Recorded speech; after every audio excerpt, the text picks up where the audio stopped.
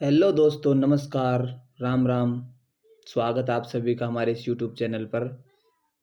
I hope आप सब ठीक होंगे। ये आर्मी का ये बैच चल रहा है जो जिसमें देखो आप थंबनेल भी देख पा रहे होंगे। तैयारी पूरी या अधूरी, आइए जांचते हैं। तो आपका 15 क्वेश्चन का ये प्रैक्टिस सेट है। इसमें आपके जीके के क्वेश्चन चेक चेक करना पड़ेगा आपको कि आपकी तैयारी कैसी है कैसी नहीं है। तो आप कमेंट करके बताना, आप 15 में से आप कितने सही कर रहे हो, कितने गलत हो रहे हैं और कहाँ तक की आपकी तैयारी है। तो हम स्टार्ट करते हैं आज का पहला क्वेश्चन। आज का अपना पहला क्वेश्चन है जीके का। यह है, why I am an atheist निम्नलिखित में से किस प्रसिद्ध व्यक्ति की आत्मकथा है। आप कमेंट करके बताओ। ये क्वेश्चन पहला क्वेश्चन है तो किसकी है। पहला ऑप्शन है भगत सिंह, दूसरा उदय सिंह, तीसरा सीवी रमन और चौथा है इंदिरा गांधी। आपका ऑप्शन ए भगत सिंह। ये बुक इसलिए लिखी गई थी, मैं नास्तिक क्यों हूं। ठीक है, मैं नास्तिक क्यों हूं, ये इसलिए लिखी गई थी। और ये कहाँ पे लिखी थी इसने, भगत सिंह जी ने। ये लिखी थी 1930 में। 1930 में लाहौर में। वो 1930 में जब वो लाहौर में थे ना, जेल के अंदर थे, सेंट्रल जेल के अंदर, लाहौर के अंदर, तब ये बुक लिखी गई थी। तो आपको याद, ये क्वेश्चन दूसरा बन सकता है कि ये YIMN atheist book Bhagat Singh ने कहाँ पे लिखी थी। पहला पहला क्वेश्चन ये हो गया, कहाँ पे लिखी थी, लाहौर सेंट्रल जेल में। और कब लिखी थी, 1930 में। और ये किसने लिखी थी, भगत सिंह ने। ठीक है, एक क्वेश्चन से आपके 3 क्वेश्चन बन रहे हैं। तो ऐसे ही आप सारे क्वेश्चन ऐसे ही कर करके देखना बनते हैं कि नहीं बनते। अगला क्वेश्चन देखो, हॉर्नबिल उत्सव निम्नलिखित में से किस राज्य में मनाया जाता है। हॉर्नबिल उत्सव किस राज्य में मनाया जाता है। Option A Nagaland, B Uttarakhand, C Karnataka और गुजरात। तो आप बताओ। आप जरूरी नहीं है कि आप ऐसे आपके माइंड में होना चाहिए आंसर, ए आ रहा है, बी आ रहा है, सी आ रहा है या फिर डी आ रहा है। आप कॉपी पेन लेके बैठिए, लिखिए कि पहला क्वेश्चन का ए आया था मेरा, सही हुआ। दूसरे का बी आया था मेरा, सही हुआ। तीसरे का गलत हुआ, ऐसे। फिर लास्ट में कमेंट करके बताना कि मेरे 15 में से कितने सही हुए। ठीक है, तो हॉर्नबिल उत्सव निम्नलिखित में से भारत का राज्य किस राज्य में मनाया जाता है। तो ये हॉर्नबिल नागालैंड में मनाया जाता है। अब देखो, आप इसको याद करने का तरीका बताऊं। ये हॉर्नबिल, नाग नाग कहाँ पे रहता है, बिल में रहता है। नाग कहाँ पे रहता है, बिल में। और हॉर्न में कहाँ बिल आ रहा है ना, हॉर्न में बिल आ रहा है। ये आपका ऐसे याद कर लेना। ठीक है, आगे देखो। तीसरा क्वेश्चन है, आनंद कारज किस धर्म के अंतर्गत एक विवाह समारोह है। आनंद आनंद कारज किस धर्म के अंतर्गत एक विवाह समारोह है। ठीक है, ऑप्शन है सिख धर्म से, जैन धर्म से, बुद्ध धर्म से और ईसाई धर्म से। कमेंट करके बताओ कौन सा है। तो देखते हैं कौन सा है। यह है सिख धर्म से। ठीक है, ये आनंद कारज का शाब्दिक अर्थ है, आपको पता है, ये सिख धर्म से है। ये तो आपका ऑप्शन हो गया ए। ठीक है, तो आगे देखो, इस क्वेश्चन के अंदर और भी अपन करते हैं कुछ। आनंद कारज का मतलब होता है आनंद में कार्य,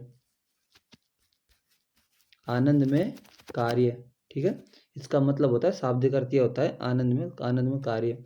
और ये क्या था, इसकी शुरुआत किसने की थी, सिखों के तीसरे सिख गुरु। तीसरे सिख गुरु कौन थे, सिखों के तीसरे सिख गुरु कौन थे, गुरु अमरदास। ठीक है। ये तीसरे गुरु थे सिखों के, गुरु अमरदास, जिसने आनंद कारज की धर्म के अंतर्गत एक विवाह समारोह है, ठीक है, ये शुरुआत इसने की थी। सिखों के तीसरे गुरु गुरु अमरदास, ठीक है। आगे देखो, चौथा क्वेश्चन है, भारत के किस राज्य को 5 नदियों की भूमि के नाम से जाना जाता है। अब भारत का कौन सा राज्य है जो 5 नदियों की भूमि से 5 नदियों की भूमि के नाम से जाना जाता है। तो पहला ऑप्शन है देखो गुजरात, दूसरा पंजाब, तीसरा केरल, चौथा सिक्किम। आप इसमें देखो 2 क्वेश्चन तो आप ऐसे ही कट कर दोगे, 2 क्वेश्चन तो आप आराम से कट कर दोगे, तीसरा भी कर दोगे, क्योंकि एक ऑप्शन से हो जाएगा। देखो सिक्किम में तो 5 नदियाँ, चलो ये आप नहीं समझ में आएगा, आपको मैं इसे समझा के बताता हूँ। ये है ऑप्शन आ जाएगा इसमें कौन सा, बी पंजाब। अब वो 5 नदियाँ कौन सी है, आपको ये भी पता होना चाहिए कौन सी 5 नदियों के बारे में बात कर रहा है। ये 5 नदियों के बारे में बात कर रहा है। पंजाब में जो पहली नदी है सतलज, ठीक है, दूसरी नदी है व्यास, तीसरी है रावी, चौथी है चिनाब, और पांचवी आप कमेंट करके बताना कि 5वें नंबर की कौन सी है। मैं ये क्लास खत्म होने के बाद बताऊंगा कि 5वीं कौन सी है। चलो आप नहीं बता पाओ कमेंट कर देना वैसे, लेकिन मैं बता रहा हूँ ये 5वीं है झेलम, ठीक है। इन 5 नदियों की भूमि को पंजाब के नाम से जाना जाता है। पंजाब में जाना जाता है 5 नदियाँ, 5 नदियों की भूमि के नाम से जाना जाता है पंजाब को, ठीक है। अगला क्वेश्चन, अब देखो, निम्नलिखित में से कौन सा द्वीप भारतीय प्रायद्वीप के पूर्व में स्थित है। अब कौन सा है भारतीय प्रायद्वीप के पूर्व में स्थित। लक्षद्वीप, ये थोड़ा टाइपिंग में गलत हुआ, लक्षद्वीप, छोटा अंडमान, मालदीव या सेशल्स, कौन सा होगा इसमें से, कमेंट कर। इसमें होगा अपना ऑप्शन 2 छोटा अंडमान, ठीक है। आगे समझ में, छोटा अंडमान होगा इसमें, भारतीय प्रायद्वीप के पूर्व में स्थित है जो, भारत का प्रायद्वीप पूर्व में स्थित है जो छोटा अंडमान होगा, ठीक है। देखो छठा क्वेश्चन अपना, भारत की 2011 की जनगणना के अनुसार निम्नलिखित में से किस राज्य में महिला साक्षरता दर, महिला क्या बोल रहा है देखो, महिला साक्षरता दर दूसरी सबसे अधिक है। तो दूसरी से पहले आपको पहली का पता होना चाहिए, तो पहले तो आप दूसरी बताओ, गुजरात में है या मिजोरम में है, तमिलनाडु में या उत्तराखंड में है, कमेंट करके बताओ। तब तक मैं आपको पहली बताता हूँ कि पहली कौन सी है, ठीक है। महिला साक्षरता दर पहली है केरल, ठीक है, केरल की है सबसे ज़्यादा महिला साक्षरता दर पूरे भारत में। कितने परसेंट है, 93 पॉइंट, कितने 92.07। तो आप कमेंट कर चुके होंगे। मिजोरम दूसरे नंबर की है मिजोरम, इसकी है 91 पॉइंट कुछ है ऐसे कुछ, ठीक है। आगे समझ में, दूसरा राज्य है मिजोरम, पहला है केरल, ठीक है। आगे चलो 7वां नंबर का अपना, ये देखो ये क्वेश्चन क्या बोल रहा है। 7वें नंबर का, निम्नलिखित में से कौन 1773 से 1785 तक बंगाल का गवर्नर जनरल था। बताओ आप कौन था, कमेंट करके बताओ। Robert Clive, William Bentinck, Warren Hastings और लॉर्ड मेयो। अब ये लॉर्ड बोलने की जरूरत नहीं है क्योंकि इनको इतनी रिस्पेक्ट नहीं देंगे। ये Mayo, Warren Hastings, William Bentinck और रॉबर्ट क्लाइव, कौन सा होगा इनमें से, तो अपना ऑप्शन होगा सी 3 वॉरेन हेस्टिंग, ठीक है। इसने 1773 के रेगुलेटिंग एक्ट के तहत बंगाल का प्रथम बंगाल का प्रथम गवर्नर जनरल किया गया था? ठीक है, बनाया गया था, किया गया था, नियुक्त किया गया था। आया समझ में? 1773 के रेगुलेटिंग एक्ट के तहत भारत का बंगाल का प्रथम गवर्नर जनरल नियुक्त किया गया था वॉरेन हेस्टिंग को 1773 के रेगुलेटिंग एक्ट के तहत। ठीक है, अगला क्वेश्चन देखो। अगला क्वेश्चन क्या कह रहा है, निम्नलिखित में से किस घटना के बाद महात्मा गांधी द्वारा असहयोग आंदोलन वापस ले लिया गया था? अब वो कौन सी घटना थी जिसमें महात्मा गांधी ने असहयोग आंदोलन ले लिया था? जो चंपारण सत्याग्रह था, चोरी चोरा कांड था, ब्लैक होल त्रासदी था, और पूना समझौता था। तो आप बताओ कौन सा था? तो इसका सही आंसर हो जाएगा चोरी चोरा कांड। चोरी चोरा कांड की घटना कब हुई थी? 4 या 5 फरवरी को हुई थी। कब? 1922 में। कहाँ हुई थी ये? यूपी के गोरखपुर जिले में हुई थी। कैसे हुई थी? वहाँ के इसको काट देता हूँ। यूपी के गोरखपुर जिले में वहाँ के आंदोलनकारियों ने, वहाँ की भीड़ ने पुलिस थाना है ना, उसमें आग लगा दी थी। आ गया समझ में?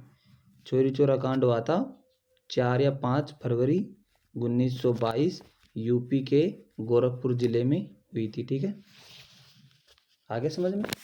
बस इतना याद रखो, चोरी चोरा कांड हुआ था 4 या 5 फरवरी 1922 यूपी के गोरखपुर जिले में।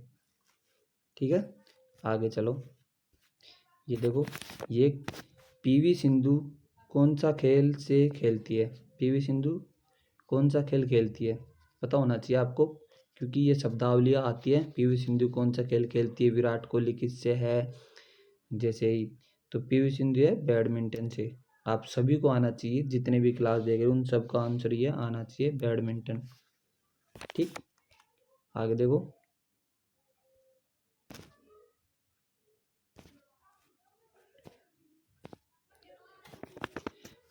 भारत के संविधान द्वारा कितने मौलिक अधिकार दिए गए हैं? 2, 4, 5, 6। कितने दिए गए हैं? कमेंट करके बताओ।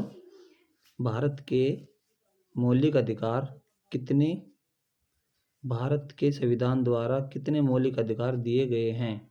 तो ऑप्शन हो जाएगा 4, 6। अब 6 कौन से मौलिक अधिकार है आप सभी को मैं बताता हूँ। ठीक है, देखो, पहला है कौन सा? समानता का अधिकार। समानता का अधिकार, वो कौन? समानता का अधिकार कहाँ से कहाँ तक है? 14 से और 18 तक। ठीक है, और दूसरा है स्वतंत्रता का अधिकार। ये कहाँ से कहाँ तक है? 19 से 22 तक। और तीसरा है शोषण के विरुद्ध अधिकार। ये कौन सा है? 23 और 24। ठीक है, और चौथा है धर्म की स्वतंत्रता का अधिकार। ये कौन सा है? 25 से 28। ठीक है, और अब आगे दो कौन से बचे अपने? 2 बचे सांस्कृतिक और शिक्षा संबंधित अधिकार। ये कौन सा है? 29 और 30। और अपना लास्ट कौन सा बता? संवैधानिक उपचारों का अधिकार, वो आर्टिकल 32 है। ठीक है, आगे समझ में? 6 अधिकार है, वो पूरे के पूरे आपको याद होने चाहिए। ये देखो, अब 11वां क्वेश्चन है, भारतीय सेना की मध्य कमान का मुख्यालय निम्नलिखित में से किस शहर में है? मध्य कमान का मुख्यालय किस शहर में? लखनऊ में, दिल्ली में, गुड़गांव या गोरखपुर? आप सभी को ये आने चाहिए, क्योंकि ये मुख्यालय पूछता है आपके आर्मी के अंदर, तो ये बहुत ही आसान क्वेश्चन हो जाता है। तो मुख्यालय है लखनऊ में। ठीक है, लखनऊ कहाँ पे? यूपी में। आ गया समझ में? लखनऊ यूपी में। इसकी स्थापना कब हुई थी? 1963 में। और इसका पुण्य गठन कब हुआ था? 1964 1966 में। ठीक है, आपको पूरा याद होना चाहिए सब कुछ। अगला क्वेश्चन देखो,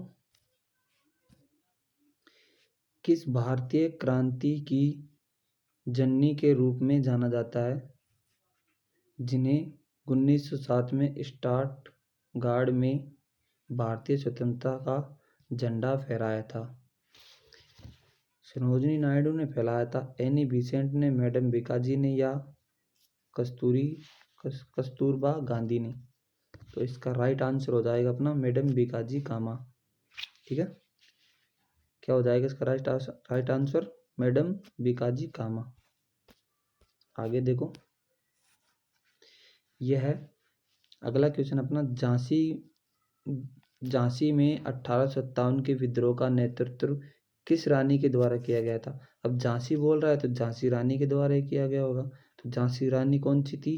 आपको पता होना चाहिए। झांसी रानी किसे बोलते हैं? रजिया सुल्तान को बोलते हैं, ये रानी लक्ष्मीबाई को बोलते हैं, बेगम हजरत महल को बोलते हैं, या रानी दुर्गावती को बोलते हैं?